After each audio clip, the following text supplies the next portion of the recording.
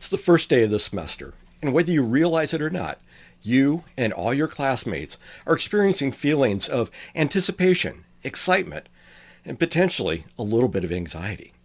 In this video, we're going to talk about what you can do right now to set yourself up for a successful semester.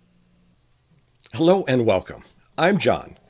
I learned from my mistakes as a first-generation undergraduate student to go on to become a university professor.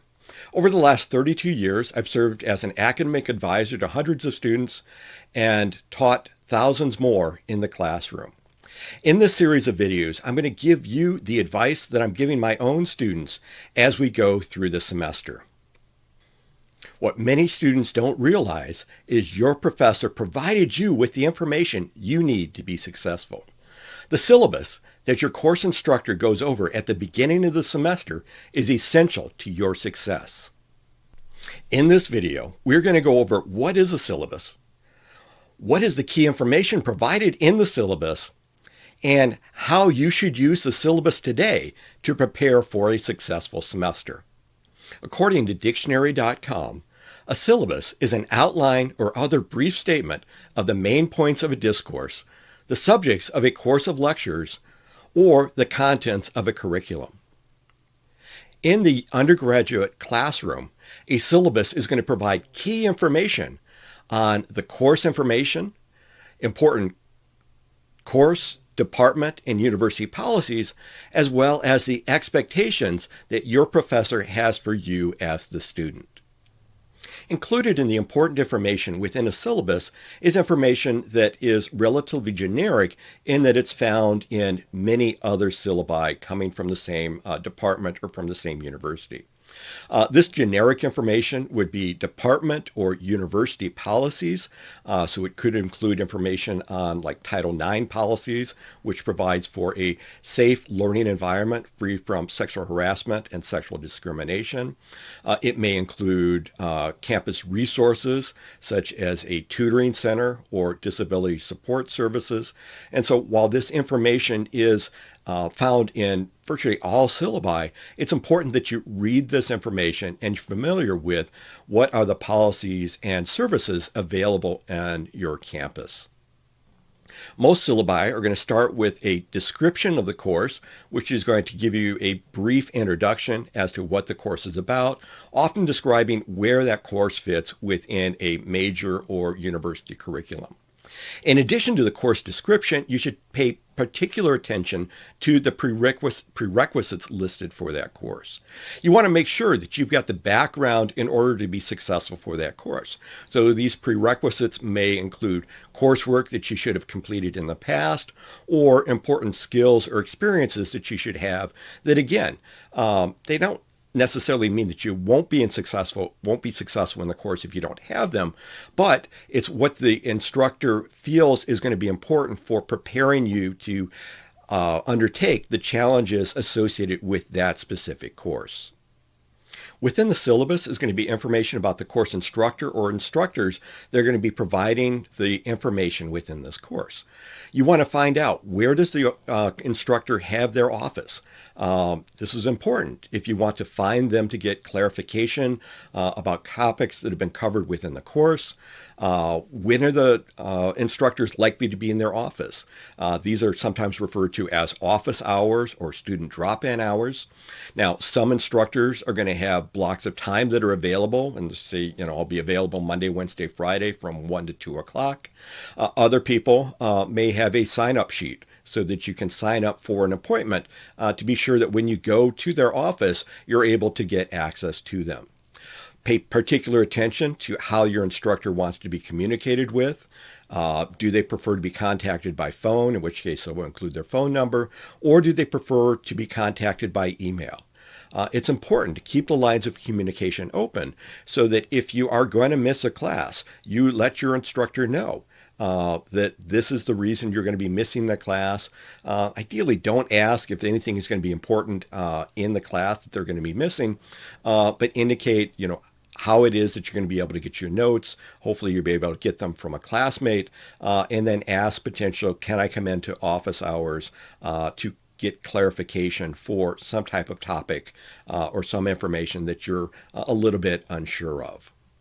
Take a look at the resources or materials that the instructor feels are going to be important for you to be successful within the class. Pay particular attention. Some books and materials are going to be required. Others are going to be recommended. For those things that are required, your professor or your instructor will often talk to you about how it is that they're going to be used. Keep in mind that you do not necessarily have to buy these resources at your campus bookstore. There may be alternative places where you can obtain these materials, these books, these resources at a lower price. There may be opportunities to rent books. Many textbooks that are being used now, you don't necessarily have to have a physical copy. You can get a electronic copy for a much lower price. So be an informed consumer and find out where are the resources that are going to be available to you in a cost-effective way. Also keep in mind that in some cases, resources may be available through your campus library. If you find that you have difficulty obtaining those resources, reach out to your professor. Many campuses have additional resources that are available for students that are having difficulty paying for their textbooks, and so there may be some options available. It's not available all the time, but if you don't ask, you may not find out about resources that are available to you. There are multiple ways to describe a successful college semester. Ideally, a successful college semester is going to be one in which you've learned the information and to develop the skills that are necessary to take you to the next step, either in your academic coursework or to prepare you for your post-college career. However, generally, a college semester is evaluated as being successful if you receive a good grade for that. And so what you want to do is take a look at your syllabus and find out what are those expectations that your professor has for you as to how you are going to demonstrate that you are understanding the material and developing the skills that are expected within this course. And so this may be in the form of exams, maybe in the form of quizzes, or it may be more project-based, where you're going to have to write a paper or in an art class, develop a piece of creative work, or in a theater class, give some type of performance to demonstrate that you're able to understand and apply the concepts within the course. Pay particular attention to understand what those expectations are so that you're able to build those skills and obtain that knowledge in order to be successful on those assignments, on those activities that are going to be graded within the course. If you're getting value from this video, please like and subscribe so that you're informed the next time we have a video coming out. And in the comments below, let me know what you think are going to be your biggest challenges this semester. I'll look through the comments and record a video giving you advice as to how I would tell my students to address the challenges that you're identifying. So what is it that you can do now, today, on day one of your semester to set you up for success? It is essential that you take a look at the calendar that is provided on your syllabus. Now, some professors are going to provide you with a rough outline of the topics that are going to be covered, with key dates in which assignments or exams are going to be due. Other professors are going to give you a week-by-week kind of breakdown about what's going to be covered in the course, and still other professors are going to give you a day-by-day accounting of what is going to be going on as we progress throughout the semester. Recognize that this is kind of an idealized schedule that's set up at the beginning of the semester, and there may be adjustments that are made. Those adjustments will be communicated to you by the professor. But in general, due dates are going to stay relatively stable, and the dates for exams are going to be pretty much fixed at the start of the semester. Keep in mind that if they do change, you want to keep track of when they are being moved. But what I recommend, day one, is to take the syllabi for each of your courses and then either on a paper calendar, you can get this at the dollar store. Actually, it costs $1.25 with tax in Pennsylvania. It costs $1.33, where you can go through and kind of week by week put down what are those major assignments and are going to be due at that period of time. When are your exams going to be? I'll also show you a copy of my electronic calendar. I use a Google Calendar, which allows me to color code what I'm going to be doing throughout the day. And as you can see, my calendar fills up pretty quickly. Your calendar, by the time that you think about the classes that you have, maybe your work obligations, maybe your family commitments, travel time to and from campus or to and from your classes, you're going to start to fill up your calendar relatively quickly. I encourage you to use some type of calendar device, whether it's a paper calendar that you can pick up for, under $2 at a dollar store, electronic calendar, which you can use within your device on your phone or computer or your tablet. Begin to use that because that is going to help you keep track. With my students this morning in class, I encourage them to put the exam dates on their calendar right from the start of the semester. And then I asked them a question.